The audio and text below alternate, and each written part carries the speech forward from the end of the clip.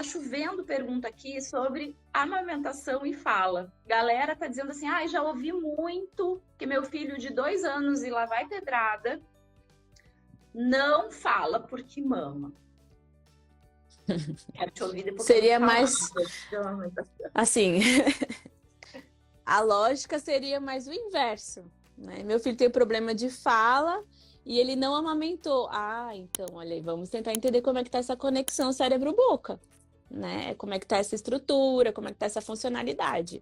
Então, uma criança que não foi amamentada é um fator de risco para o desenvolvimento motor oral, até para o desenvolvimento estrutural mesmo, de crescimento da face e tudo mais. A gente brinca que o peito é o primeiro aparelho da criança, né?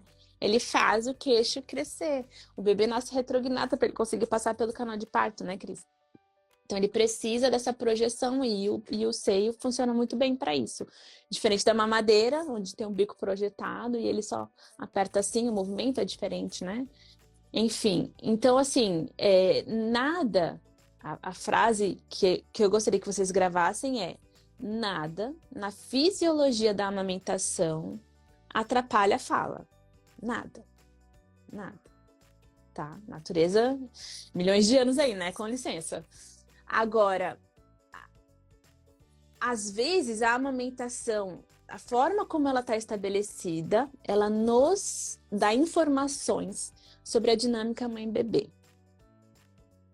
Então, se uma criança que amamenta tem 2 anos e 8 meses e ele mama 27 vezes por dia, e toda vez que a mãe senta, a criança puxa a blusa dela que ele quer mamar, que a criança se relaciona com o peito e não com a mãe, às vezes a gente tem uma dificuldade aí de relacionamento mãe-bebê. E a amamentação acaba sendo um sintoma de como está essa relação, né? E não que a amamentação seja um problema em si. E aí, o que a gente vai fazer? Vai indicar o desmame? Porque o problema vai continuar lá, né? Uma questão de dinâmica. A criança foi desmamada, mas a dinâmica... E aí, os sintomas serão outros. Porque a raiz do problema não é a amamentação em si. A amamentação é o reflexo do problema. O problema está nessa dinâmica mãe-bebê. E aí a gente encontra, muitas vezes, históricos, né? Porque a gente tem que entender que a pessoa tem várias camadas.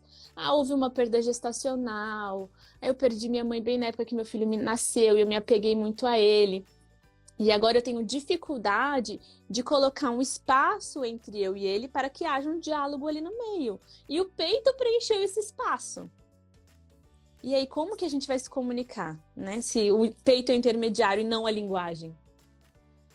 Ai, meu Deus, nós vamos tomar um pau por causa disso que tu tá falando, mas eu quero gravar isso que está sendo gravado, porque é isso, o peito acaba sendo um sintoma de um problema na dinâmica entre os dois, e a gente precisa falar isso claramente. Não tá ok uma criança de 2 anos e pouco mamar 27 vezes num dia.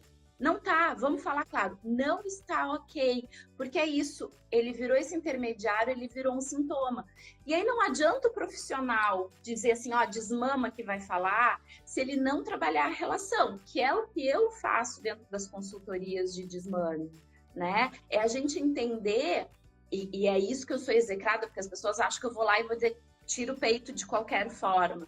Não é isso, a gente vai trabalhar a relação dos dois, para que a comunicação aconteça e a gente consiga interditar um pouco aquele peito. Então, a criança de 2 anos e pouco, gente, ela não pode puxar a blusa da mãe em qualquer situação de desconforto. A mãe tem que ter capacidade, a pessoa que é uma mãe tem que ter capacidade de dizer, fulaninho, não puxa minha blusa, eu não vou te dar o TT agora. E a primeira vez que fizer isso, a criança vai chorar horrores e a gente vai dar alternativas, mas ela precisa também limite, com segurança. E aí que entra uma coisa que tu falasse no início da live sobre o sensório e o motor andarem juntos, né? Nos processos de desmame, a gente vai trabalhar muito questões sensoriais e motoras para diminuir essa necessidade de sucção que estimula a região sensório-motora de um jeito maravilhoso, porque os sentidos estão sendo super trabalhados junto com a fisiologia, que tu falou mesmo, movimento mastigatório, então tu tá ali com o sensório motor gritando.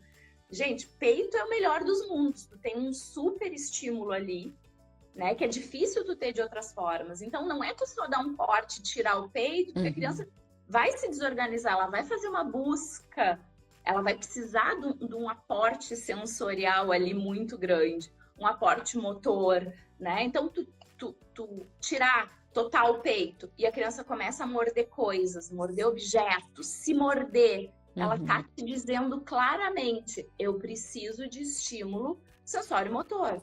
Isso quer dizer, tem que voltar para o peito? Não, não quer dizer que tem que voltar para livre demanda, gente.